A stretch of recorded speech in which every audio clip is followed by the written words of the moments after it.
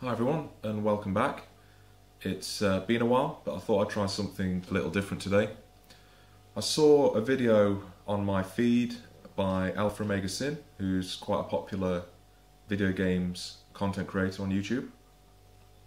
And he'd highlighted a fact that some of you will be aware of, that the PlayStation 2 is now 15 years old, which just baffles me to be honest, how fast the time's gone. But although this is principally a literature channel, I thought I'd give you a bit more insight into my other interests and passions.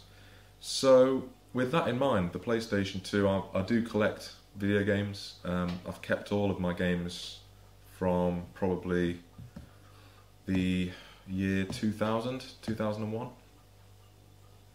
And I do have a collection of PlayStation 2 games numbering about 40. Obviously, Alpha's got a huge collection, and mine pales into insignificance compared to his and a lot of other people's out there.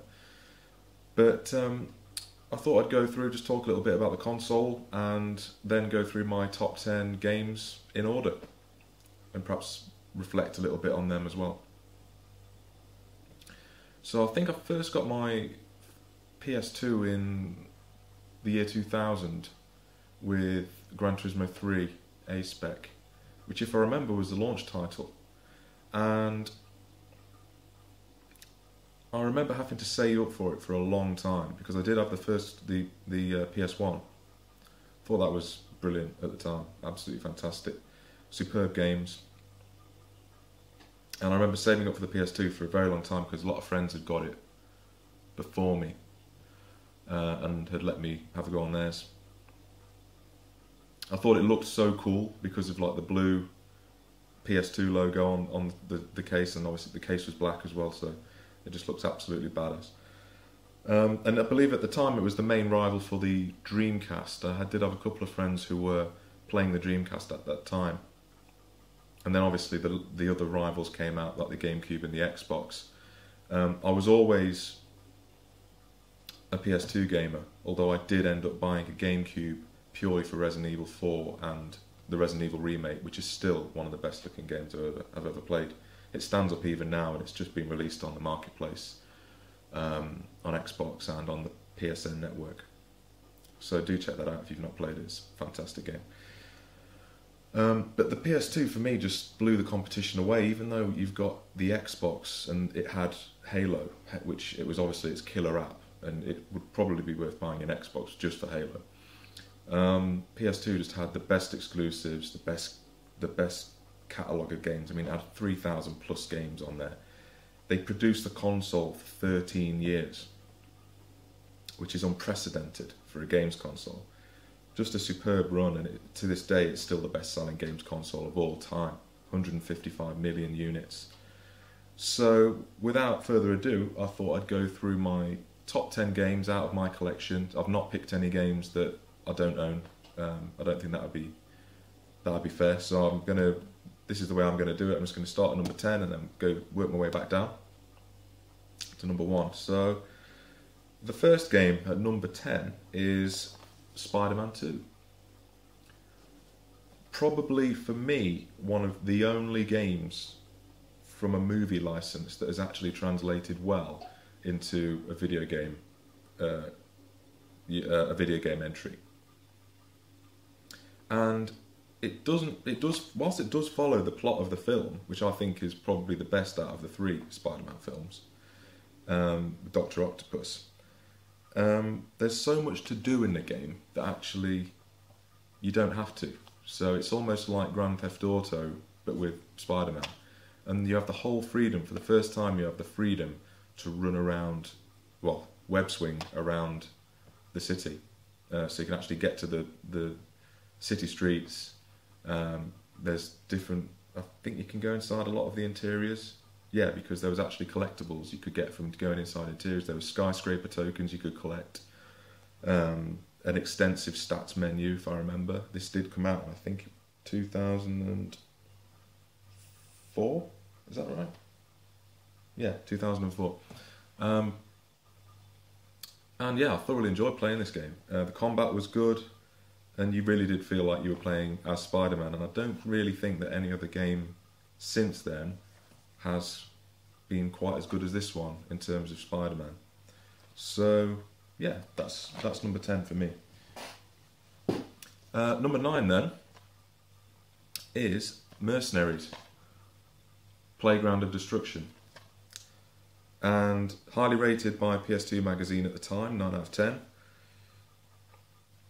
This game was just an absolute blast to play. You had 3 heroes to play as, mercenaries. I won't say heroes, but mercenaries. And you play in the North Korea. There's a war in North Korea. And there's a number of different factions. So there's the Allied Nations, if I remember, China, the Russian Mafia. And essentially, you get money for blowing up North Korean vehicles and other things, which you can then use to buy supplies, call in airstrikes, different support, and it really was just an absolute blast. Some of the most fun I've had in a game. It takes the free roam aspects from Grand Theft Auto and melds it with a lot of other elements, and it was just an absolute blast. So if you've not played that, try and pick it up. What are we on? Number 8. So number 8, no one ever forgets the first game they get for a console. At least I've never forgot anyway. So that's Gran Turismo 3, A-spec, which I obviously got with the console. The first time I've seen photorealistic graphics. I forget the name of the course you were driving on now. Oh, what was the name of that course? Anyway, you're going through the forest, and actually the light bouncing off the car, the sun coming through the leaves onto your vehicle. I was just blown away with those visuals. And don't forget, this is back in like 2001, and it seems like only yesterday. Just a lot of exhilaration. I mean, it's fairly, when you compare it to things like Forza now, it seems a bit tame because the cars don't actually damage themselves when you crash and things like that.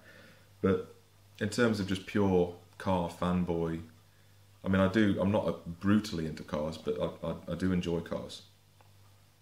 And this game was just a lot of fun. When you first start career mode and you've got like 18,000 credits and you have to scrape together to get like a Mazda MX-5, and you're changing the oil and you're tuning it up and doing those early races, and it's just a lot of fun. So yeah, I'm happy with that at number 8 because I've got some great titles coming next. Alright, so number 7 then, we've got Tony Hawk's Pro Skater 3. And this was a huge game, absolutely huge game. At the time, a lot of my friends were into skateboarding itself, and a lot of them had already played Tony Hawk's 2, and I hadn't. But this game came out, and it was absolutely mind-blowing. Just totally changed my perception of what skateboarding's about. And I know it's not a realistic game in terms of tricks and things, but for me it was a complete package. So you had different levels, like I remember the Foundry, I remember New York, I remember the cruise ship, I remember the suburbs. It was called Suburbs? No, I don't think so. But it was like a little neighbourhood, suburban neighbourhood, and it had like a haunted house and everything else. And you just going around and doing a run on the different levels, and the soundtrack was superb. I mean, you had like Ace of Spades, you had Blitzkrieg by the Ramones. The Ramones. I'm more of a metal guy, so I enjoyed like CKY and all these things. So soundtrack was absolutely brutal. The theme of the game was amazing. Just putting together like runs, getting huge, insane scores, really made skateboarding, opened my mind to what skateboarding is. So yeah, I'm very pleased to include that in my list.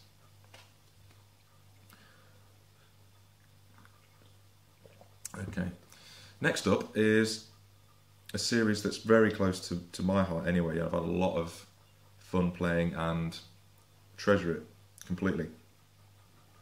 Is Metal Gear Solid 2, Substance. So Substance was, I believe, the Ultimate Collector's Edition I've got the original one as well, but I did pick this up just as a collector's item. You get the original game and the VR missions as well, and also Snake Tales, because obviously this game does go in my top 10, and after playing the demo, I believe I got the demo with Zone of the Enders, and it was pretty much worth buying Zone of the Enders for the demo. And you play as Solid Snake on the tanker, and I was just blown away by the graphics and the rain effects and the things you could do, like shooting the fire extinguishers out and it would distract the guards. The cinematics, it's one of the complete game experiences. To me, it epitomises why games have surpassed films now. You can get even a moderate game now, and it's better than even the best movie. You know, and I do like movies. I love movies, but I will always pick a game over a film now. It's just, they've just surpassed it. The media has just surpassed it.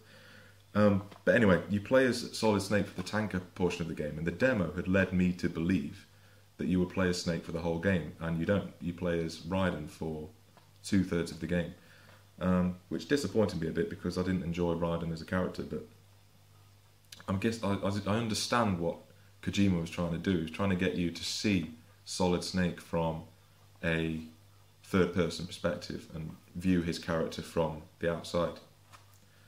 But it's a completely brutal game, absolutely fantastic, packed with action. It's heavy on story. There's very long cutscenes, but if you can get past that and embrace it for what it is, if you've not played it, it's a truly great cinematic experience as well as a hugely important game, a landmark game in gaming. It's fantastic. All right, next one is Tony Hawk's Pro Skater 4. We've got some more Tony Hawk, and this game actually brought in more free roaming aspects, so you didn't have to do the level in 2 minutes and do multiple runs to do all of the objectives. But again, it had another insane soundtrack. You know, Iron Maiden. It had System of a Down was in there. Goldfinger, if I remember. Yeah, it's 2002. 2002? Blimey, that's ridiculous. It's weird actually getting these games out and having a look at them. Brings back a lot of memories. But it brought in pro challenges, and you basically skated around the level and stopped to talk to people, and they'd give you your tasks, and whether that was collecting the skate letters or you know, getting high scores, pulling off a certain trick. And I do definitely remember the campus level. That was the first level. Yeah, absolutely love this game. And the main reason I prefer this over Tony Hawk's 3 is because I felt that it built on Tony Hawk's 3. I didn't feel restricted by having the 2-minute runs. You could just go around and do as you pleased, basically. And the objectives were a lot more imaginative, bringing in the pro challenges especially. Some of those were super hard. So yeah, absolutely fantastic game. And even if you're not a big skating fan, there's a lot to be had in this title. All right, we're on number 4 now. Ace Combat, Squadron Leader. I'm a big fan of flight games, and this is like an arcade flight sim, so it's not a true flight sim as you would with like Flight Simulator and things of that nature. This is an arcade type game. Biggest thing for me was I played Ace Combat 4, which was, again, I had it on a demo not long after I picked up the PS2, and was blown away by the graphics. It was photorealistic backgrounds and models for the planes. It was absolutely superb, and I just love the fact that it was like Gran Turismo for planes. You could buy different jets, and I just love the look of jet planes and the customization and choosing the different weapons and things. Again, a great soundtrack. I do like my rock music, so it's got a lot of Japanese rock music as the background. because it does have it's a very Japanese game.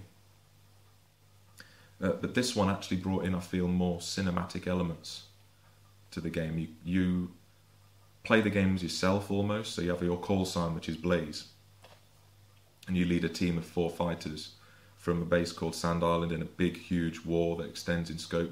It's in a fictional universe, but it sort of mirrors East versus West. And yeah, it's just superb action for every level. And you basically go through amassing credits, and you buy new planes, new weapons. The storyline is amazing. The graphics are very good. The soundtrack is brilliant. I think they had Blurry by Puddle of Mud as one of the signature tracks in the game. And the radio chatter in the planes, you could actually choose yes or no to certain questions. So they brought in that element, which built on Ace Combat 4. So yeah, really do enjoy the Ace Combat series. I don't like the direction it's gone in recently with sort of Assault Horizon. I preferred it when it was like this format with Distant Thunder and the Balkan War, games like that. So yeah, but this is my favourite. Alright, number 3, getting down to it. Metal Gear Solid 3, Subsistence. This is again, they did another expanded edition to build on Metal Gear Solid 2. The one that, Substance, that I showed you earlier. And this included some online, Metal Gear Online, I believe it was called, but I never played it. I just bought it, so I had all these extras. So there was a bonus disc, Existence, with new recut cinematic scenes, an MGS4 trailer, which was shown in 2005. Jeez. It brought in a 3D camera, so you could actually use an analog stick to move the camera around to make it more cinematic, which was brilliant. So why do I prefer Metal Gear Solid 3 over 2? I preferred it because it felt more rugged and more natural. So you play as Naked Snake, which is Solid Snake's genetic father, voiced by David Hayter as well. Just brilliant, brilliant. And I'm sad to say doesn't look like he's going to be in Metal Gear Solid Phantom Pain. The storyline's just brilliant. It's set in the Cold War, which is a period of history I'm very interested in. And it's in a jungle setting, so you have to hunt for food, make supplies, get camouflage. There's no radar system as there was in the other Metal Gear games. And you have the codec system as you had in Metal Gear Solid 2, but it's more like a radio. And when Snake gets hurt, you have to actually see to his wounds, so you can't leave his legs broken, for example. You have to splint them up and heal. Just a lot more organic and more attention to detail, and the fact that you play as Snake for the whole game as well is might seem small, but it's a big thing for me anyway, because he's just a signature character of the whole series. The boss battles are very clever. There's one boss you fight called the Fear, who can poison you, and he can jump through trees and things like that, and you have to use sort of thermal goggles to see him. And you can actually kill animals like poison frogs and actually use his own poison against him. Just clever things like that, and Kojima's renowned for it, his attention to detail. So yeah, a very treasured game. This, just played it many times, and I played it through again with the Metal Gear Solid HD collection that was released on the Xbox 360. So I never get tired of it. Absolutely brilliant. Now, 2 games to conclude my list. They're my top 2 games on the PS2, and they would be in my top 10 list of all time. Number 2 is Grand Theft Auto 3. And this game absolutely blew my mind when I played it. This game to me revolutionised what gaming is all about. Absolutely did.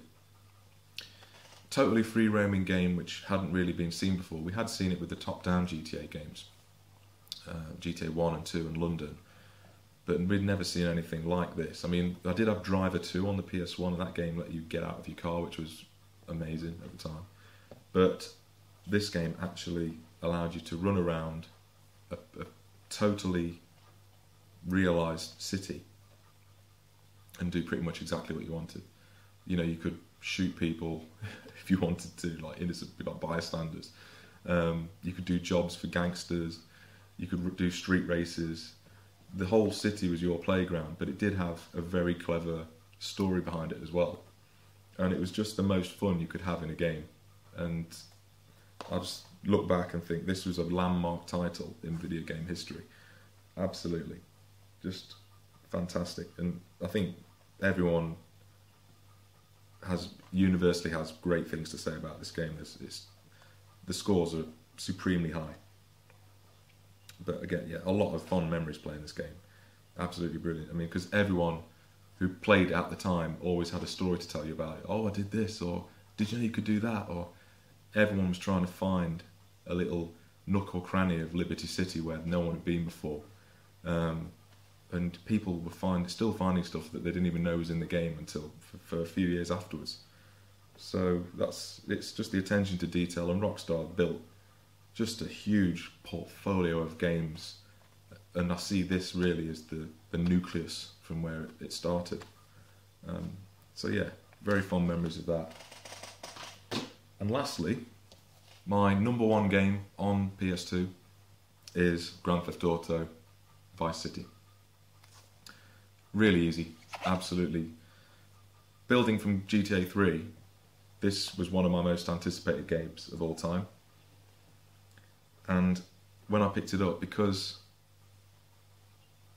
it's got such a huge place to me, in my heart anyway, this game, because this was 2002, and it's unbelievable how fast the time's gone. This game had the greatest soundtrack ever compiled for a video game, bar none. Others might differ with that, but I think most people I speak to would agree. In fact, the station, V-Rock, I was just getting into rock music at the time, and was sort of absorbing it from all directions. And this game actually gave me so many bands that I then went off and bought their albums, got into playing music, and then I hold this game has a lot of credit for that. As soon as you start the game and you do the drug deal gone awry, you're just in for a wild ride. The 80s culture is very heavily influenced by Scarface. The first time you get in a car and Billie Jean starts playing on the radio, the missions are more exciting in general than those of GTA 3. And although San Andreas was absolutely superb, it was a great game, and perhaps it should be in my top 10, I think this game, the character of this game and the theme of this game, it resonates more with me. The time period, the luxury, the excess of the time in Vice City, which is modelled heavily on Miami, the pastel suits, acid-washed jeans and Hawaiian shirts and things. It was just... sometimes I wish I would have been born I'd have been born about 10 years earlier, so I could have grown up during that time and lived in the States, and it's just such an excess. Very memorable characters. Tommy Vercetti himself is voiced by Ray Liotta of Goodfellas fame. Who else is in it? Burt Reynolds is Avery Carrington, if I remember. Yeah. Who else? Characters I do remember were Love Fist, the band, very Spinal Tap. Big Mitch Baker and the Biker Gang. Colonel Cortez. Ricardo Diaz had some funny lines. Lance Vance, who's like your partner in crime, very Crockett and Tubbs. Got very, very fond memories of this game, Vice City. So I think you'll understand why I've chosen this as my number one. But I'd be very interested to hear your thoughts on this as well. So, they're my top 10 games for the PS2. Hopefully I've done it a good tribute after 15 years since it's the PlayStation 2's release. And I'll be very keen to hear your your top 10s as well. So again, I'd just like to say it's been absolutely fantastic going through these games, because they've basically been on my shelf for so long, and it brings back a lot of great memories. We do seem to almost timestamp ourselves based on these memories that we have, and it really does. When you look at it like this, it seems like the years have just absolutely flown by. So yeah, absolutely great games console. I've still got my PS2 Slim stored somewhere, and who knows, it'll probably be the 360 next. So yeah, thanks again for watching. If you're new to the channel, do check out my literature reviews and discussion vlogs. But other than that, thank you for tuning in. Hope you enjoyed the video, and I'll see you next time. Thanks.